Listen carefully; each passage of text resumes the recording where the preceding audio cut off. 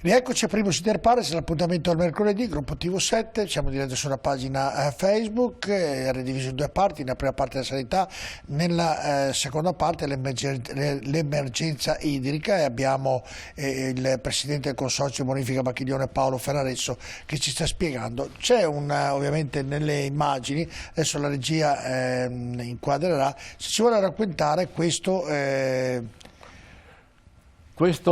invaso, questo disegno che vedete è un invaso già costruito, la parte in azzurro chiaro, e quella in azzurro scuro è la parte da costruire. Dove ci troviamo? Ci troviamo in provincia di Venezia, ai confini fra il comune di Dolo e il comune di Camponogara.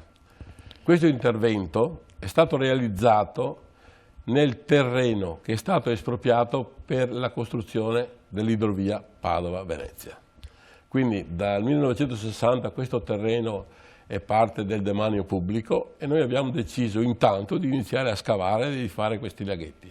Il primo l'abbiamo già costruito con dei fondi del Ministero e adesso abbiamo già progettato il secondo che è di... il primo è corto, quello con l'azzurro sono chiaro. 3.600 metri cubi, mentre nell'altro ce ne stanno 10.000 metri cubi. 3 volte tanto, sì, vista la grandezza. Così. E per costruire quel pezzo in blu scuro quanto tempo ci vorrà ancora? Ma se arrivano i finanziamenti penso in un anno ce la facciamo. Per costruire tutto quel... Sì, ma è solo scavare la terra, non ci sono infrastrutture, ci sono solo dei tubi di collegamento fra vasca e vasca e diventa una cosa molto semplice. Ecco, senta, ce la può riproporre la regia questo, e questo quanto...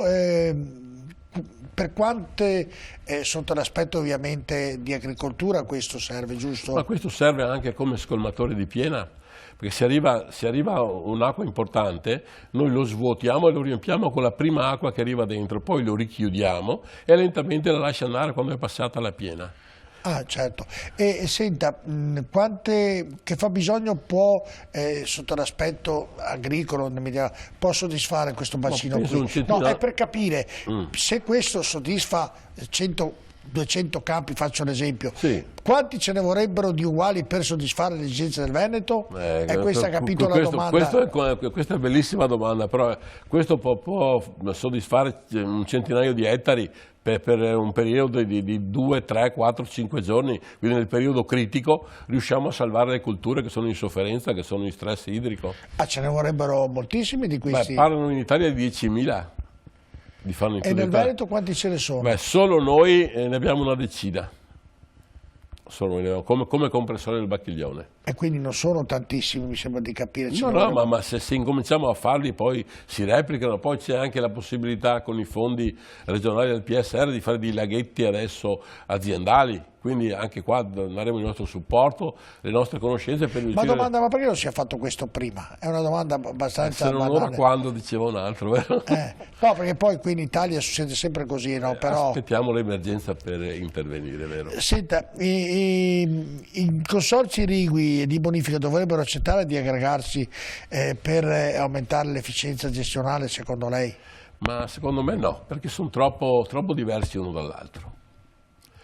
Ognuno ha le sue peculiarità, ognuno ha le sue specificità. Però rimaniamo ognuno l'orticello proprio, però ragionando così. Ma non è piccolo il consorzio di bonifica, non sono piccoli. Pensiamo, noi partiamo dai colli, abbiamo tutta la città, arriviamo fino a Chioggia, fino alla zona degli Olti, a Valli, a Conche, cioè abbiamo veramente un territorio complesso, con delle difficoltà particolari in ogni zona. Quali sono le difficoltà che più la preoccupano? Intanto che abbiamo un terzo del territorio sotto il livello del mare. Quindi se non funzionano gli impianti, se dovessero venire un mese di pioggia, di solito novembre, no? Ottobre, novembre, quei mesi importanti di una volta che pioveva, che facevano alzare i fiumi, ma alzare anche le acque dentro la città, attorno alla città. Quindi la gente è preoccupata per le abitazioni, per la campagna. Poi pensiamo alle culture, ci sono delle culture che, non so, a Chioggia la semina avviene da metà luglio in poi, di solito c'è sempre pochissima acqua per il radicchio. Quindi queste battaglie le stiamo portando avanti anche a livello regionale, perché abbiamo bisogno dell'acqua del Novissimo, che è sempre una parte dell'acqua che arriva dall'Ebba, anche quella, perché altre acque non ne abbiamo. Quindi queste sono le preoccupazioni. Che non sono poche, insomma, mi sembra di capire al di là di tutto, no? Mi ero preso un appunto, ma ne abbiamo già accennato, che serve risanare la rete idrica, mediamente in Italia si perde il 42%, ma ne abbiamo già parlato, a Padova il 27%. Senta, oltre a mettere in difficoltà l'agricoltura, c'è anche il problema della biodiversità? C'è un grossissimo problema e la sensibilità è sempre più grande verso questi temi. Ecco, pensiamo, non so, il taglio dell'erba dei canali. Siamo partiti dall'anno scorso a prendere dei canali e tagliare l'erba in un certo modo, mantenendo una fascia di rispetto, mantenendo dell'erba perché si possono sviluppare sia fauna e flora. Abbiamo tentato di portare avanti questa linea. Perché dico tentato? Perché cos'è arrivata subito? La siccità. La siccità, la carenza d'acqua, ci ha portato a dover tagliare tutto perché non arrivino infezioni, pensiamo alla West Nile, pensiamo a tutte queste cose. Quindi stiamo lavorando veramente con fatica, sono due facce di una stessa medaglia che però non vanno d'accordo, perché se non c'è acqua nei canali, il canale diventa un problema. Mentre se c'è acqua possiamo lavorare nella biodiversità, possiamo lavorare in tutte quelle fasi anche di cultura, non so, dell'erba, del fondo, del trattenimento delle piante per le api. Possiamo fare un sacco di interventi, però dobbiamo avere l'elemento principale che è l'acqua. E oggi c'è questo problema qui. Senta, la manutenzione dei canali secondo lei nel nostro territorio, sul nostro territorio, è fatta sotto l'aspetto organizzativo a un buon livello oppure... I canali dobbiamo distinguerci un po', no? Nel senso che i grandi fiumi sono di competenza del genio civile, quindi pensiamo Brenta, Bacchiglione, Adige, sono di competenza. I canali minori, quelli del consorzio, la rete del consorzio di bonifica, noi abbiamo 1000 chilometri di canali e questi li gestiamo noi, facciamo 2 tagli all'anno dell'erba e l'ultima volta facciamo anche la pulizia del fondo. E in alcuni casi, in alcune situazioni tipo l'estate abbiamo fatto anche un terzo taglio nelle zone più popolate, nei quartieri, quelli che passano vicino ai centri abitati, proprio per la West Nile, per i problemi igienico-sanitari. Sì, ma al di là, oltre che tagliare l'erba, anche parlo proprio della manutenzione, scavare all'interno, via discorrendo. No, ma stiamo ottimizzando, ci vogliono soldi, tempo, e questi soldi ce li danno sicuramente i cittadini che pagano con i loro tributi il consorzio, e poi abbiamo dei bandi anche regionali, dei bandi nazionali proprio per sistemare. Abbiamo avuto dei fondi con la tempesta Vaia, abbiamo sistemato quasi tutto il fiumicello a Piove, da Piove di Sacco stiamo arrivando quasi a Polverara. Con questo intervento di 7 milioni di euro ne abbiamo già adoperati circa 5, quindi abbiamo rifatto le sponde, rifatto il fondo, rifatto tutti i manufatti. Mi stiamo lavorando proprio su questo. Perché la manutenzione vuol dire anche l'efficienza del canale stesso, no? Giusto, al di là di tutto. La manutenzione è la vita del canale. Senta, e quindi mentre la gestione del Bacchiglione, del Brenta, come diceva, dell'Adige non è compito del consorzio? Non è compito del consorzio. Come i fossi privati, i fossi comunali, i piccoli fossati sono compito dei contadini. Qua voglio fare un appello proprio che bisogna ritornare una volta, dove nei fossi c'era la vita, c'era il pesce, c'era tutto nei fossi, si andava a nuotare.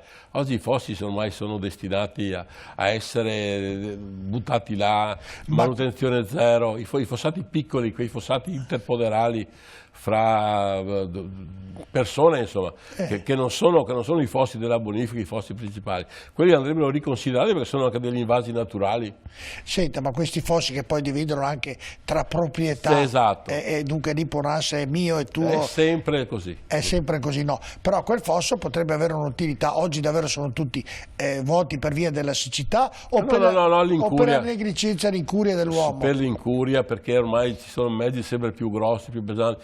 Arare fino al fondo, fino all'ultimo millimetro, non serve a niente, cioè non è che vado a produrre cosa, vado a creare dei disagi, perché ecco, un disagio importantissimo è quello dell'invaso che non c'è più, quindi si allaga la campagna, poi si allaga anche la città, se la campagna non assorbe, non ha la possibilità di portare con quei canali l'acqua. E questo non glielo dice nessuno ai contadini di tenere pulito quei fossi? Glielo diciamo sempre.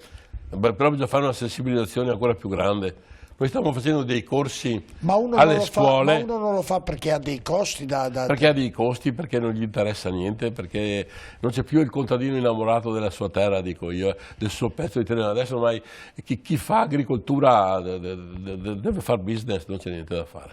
Sì, però tutto c'è anche un ritorno della gente all'agricoltura, perché Certo, certo. E quindi questi fossi rimangono lì. Rimangono lì con pochissima cura e non hanno la possibilità di prendere l'acqua e portarla nei nostri canali che la portano via.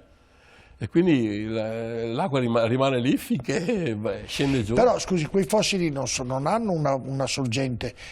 No, ma l'acqua piovana va dentro là, adesso sono secchi. Domanda, nell'acqua piovana che nasce su un fosso che non lo riempie e non piove, si stagna, diventa anche pericoloso sotto l'aspetto. Certo. E quindi cosa bisognerebbe fare? Ma bisognerebbe che fossero tutti puliti, risezionati, che tutti avessero la giusta pendenza per arrivare da una parte all'altra del terreno e scaricare nei fossi di bonifica. Lo sa, ne vedi certi che sono maltrattati, uso un termine, come fa a risistemarli in modo tale? Ci sono davvero parecchi soldi. Ecco, non è che il consorzio e la regione può intervenire per dare una mano a questi contadini per rivalutare questi fossi? Ma i contadini se lo possono fare tranquillamente da soli perché non sono grandi spese quelle di tenere scavato e pulito un fosso. Con i mezzi dipende quanto lungo è il fosso, però. Vabbè, se uno ha un fosso lungo 1 chilometro, vuol dire che ha un terreno lungo 1 chilometro, quindi se lo può magari metà lui e metà l'altro lo possono pulire. Certo. Invece dispetti, dispettini, come ha detto lei prima, e tante proprio convinzioni che non serve a niente il fosso invece è la cosa indispensabile proprio per la vita della campagna. Difatti dà l'impressione, quel fosso lì cosa vuoi che sia? Ara. Facciamo un terreno fertile anche quello lì, quindi diventa ovviamente un problema che invece anche quello lì dovrebbe essere risolto in maniera più corretta, però credo ci vuole anche, lei dice che i contadini sanno benissimo il valore di quel fosso, però non gliene importa nulla. Perché tanto ormai... E quando hanno bisogno dell'acqua? Allora prendono l'acqua con gli impianti dei nostri canali. E voi non li riaprite, no? No, i nostri canali sono pieni d'acqua, non è che sono chiusi. No, era per fare, ho capito, per far capire. Sì. Ho capito comunque stiamo sensibili. Mi scusi, era una provocazione per far capire a loro di teneteli puliti, no, perché altrimenti non vediamo l'acqua, o li tenete puliti o l'acqua non ve la diamo più. Sì, ma non è facile, è un terreno, parliamo di privati. No, io dico, volevo solo ribadire questo. Stiamo facendo un corso, da 6 anni che facciamo un corso con le scuole elementari e medie del territorio. E il tema principale tutte le volte, il primo punto è i fossi, proprio perché vogliamo che entri nei giovani sta mentalità. Sì, però oltre a questo, le dico, per esempio la capacità degli invasi esistenti è ridotta anche al 60% per via ovviamente dei laghi o delle dighe alpine, perché anche lì ci sono detriti, sassi, non sassi, anche lì non hanno una gran cura del territorio, o sbaglio? No, lì sicuramente c'è l'idroelettrico, no? Quindi loro devono avere... Però ci sono laghi e dighe che sono pieni di detriti. Ma anche il 60% dicono sul Corlo, sui montagna che sono interrati pieni di sassi, però dovrebbero fare l'Enel da quello che ho capito io. Però qualcuno dovrà pure dirglielo anche a loro di tenerli in ordine. Ma penso che il governatore Zaia l'abbia già fatto, proprio prima dell'ordinanza che ha prodotto 15 giorni fa, aveva fatto proprio un intervento mirato sulla pulizia degli invasi montani. Senta, al di là che non piove, comunque già prima, negli anni scorsi, era cambiato il modo della pioggia. Una volta la pioggia era costante, aveva quasi, sembrava come un orologio svizzero, oggi arriva la bomba d'acqua che fa disastri e ecco, questo non è nemmeno questo di aiuto per... Anzi, per quello c'è l'importanza di avere degli invasi di raccolta che siano multi-obiettivo. Poi per raccogliere queste masse d'acqua, io penso a quello che è successo al Bignasio, ce n'era 1 metro per le strade nel 2021. Stessa cosa a Abano Terme, infatti hanno già messo dei finanziamenti. Ecco, questa cosa è bella. Il comune di Abano Terme ha investito 90.000 euro, ci è arrivati a noi, perché andiamo a scavare dei fossi privati perché l'acqua riesca a passare. E stessa cosa ha fatto il comune di Albignasio con 130.000 euro che partiremo a breve anche là. E quindi se viene la bomba d'acqua eviterebbe... Almeno trova uno spazio in cui, cioè, ci vuole, l'acqua ha bisogno di spazio, non c'è niente da fare. E quindi deve trovare lo spazio in modo per arrivare nei nostri canali che magari sono vuoti. Perché... Ecco, in effetti anche qui a Padova ha fatto il bacino di laminazione per la zona di Brusegana, quella zona lì. Ecco, in quella zona lì c'è un progetto che stiamo facendo con il Comune di Padova e con Alcegas APS, dove andremo a risezionare tutti quei fossati che c'erano in quella zona e creeremo un canale equilibratore per tutte le acque di Padova, che andrà a finire là. E me lo spieghi un po' come funziona questo canale equilibratore? Ho capito che dà l'equilibrio a tutti gli altri, però dove viene situato, in che posto? Proprio sopra quel bacino, in quella zona abitata, in mezzo, c'è uno spazio verde, c'è una zona verde dove ci sono dei fossati privati. Noi andremo a intervenire là creando questo canale. Per metà, il primo stralcio andrà a finire nell'Imenella Fossetta, che è la grande opera che abbiamo fatto, che scarica in Brenta a Limena, sopra Limena, e l'altro pezzo andrà a scaricare proprio in quella zona che è stata costruita giù, che poi prosegue per i nostri canali. Lei conosce benissimo tutte... Quelle che ho imparato anch'io, come tutte le cose. Le ha imparate, mi sembra che le conosca praticamente nella zona qui dove lei è presidente, le conosce alla perfezione, insomma. Qual è quello che le preoccupa di più? No, la cosa che mi preoccupa adesso è non riuscire ad avere i fondi, perché abbiamo fatto un investimento di 500.000 euro per la progettazione di questi invasi e sarebbe importante riuscire a realizzarli. Andiamo a realizzare degli interventi che non sono solo importanti, ma sono anche belli. Pensiamo ai colli, sui colli verrebbero fuori delle zone umide meravigliose, dei posti di osservazione per gli uccelli, per gli animali. Cioè un posto già bello diventa ancora più bello, vivibile dalla cittadinanza, dalle associazioni. Cioè, questa è l'idea che abbiamo portato avanti e condivisa con tutti gli 11 comuni dei colli, compreso il comune di Padova.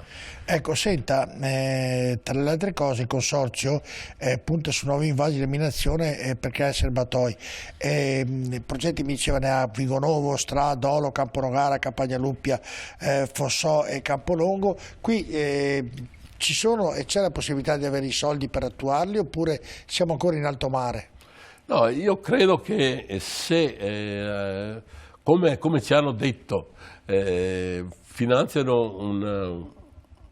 mettono dei soldi importanti su un piano che può essere il piano invasi, un piano bacini, un piano per il trattenimento dell'acqua, possono chiamarlo come vogliono e siamo pronti, io credo che riusciremo a farli. Senta, ieri o l'altro ieri ha piovuto un po'. Insomma, quindi sì. Non è servita a nulla solo per togliere la polvere. Allora, 20 mm d'acqua